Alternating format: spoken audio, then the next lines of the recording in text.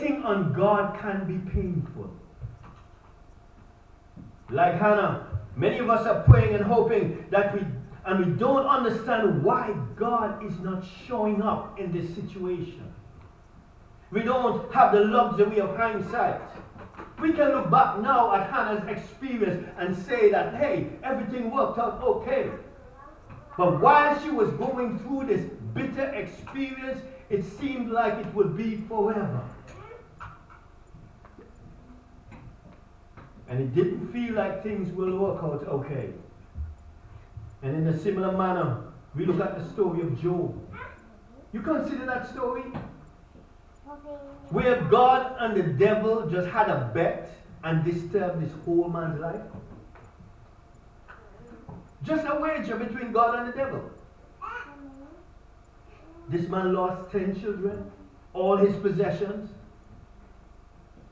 Everything he had was sick. Just because God wanted to prove a point to the devil. Can you fathom a God like that? The sovereignty of God. And Job, while he was going through his experiences, it was bitter. He couldn't see the end result. All he knew that it appears as if God has forsaken him. The first 2 chapters, he affirmed faith. Though he slay me, yet will I trust him.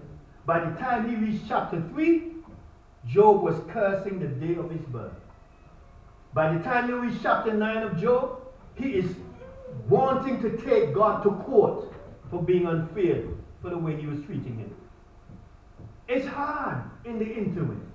It's painful in the valley of the shadow of death.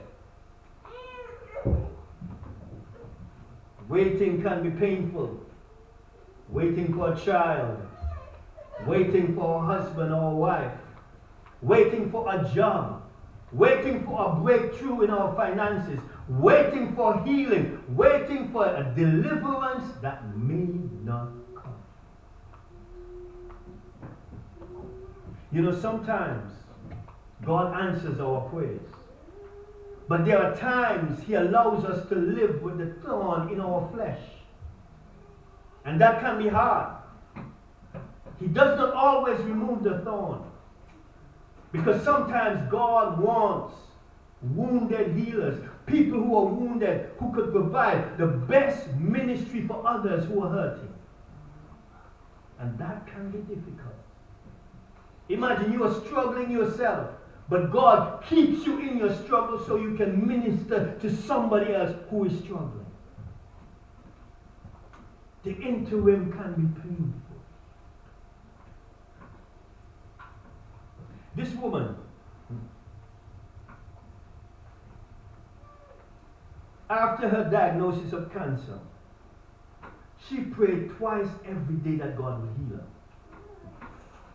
A year later, she's going for her 3rd round of chemotherapy. And she said, well, it looks like once again, God isn't on my schedule. I guess that He has decided to heal me some other time, some other place. Sometimes it's coming to that realization that maybe in this life the healing may not come. Maybe in this life the breakthrough I'm looking for might not come. Maybe I have to wait until another time and another place. And that can be hard. That can be difficult. And even the seasons of waiting can bring provocation. Waiting on God is painful in itself. Add to that the provocations of Penina. The Peninas in our lives. Hannah was abused because she was barren. While you're waiting on God for your blessing, there may be those who take pleasure in your pain. Individuals who mock because of your misfortune or disability or lack. And while you're waiting on God for a change in your circumstances, the provocations from your revival can be so upsetting.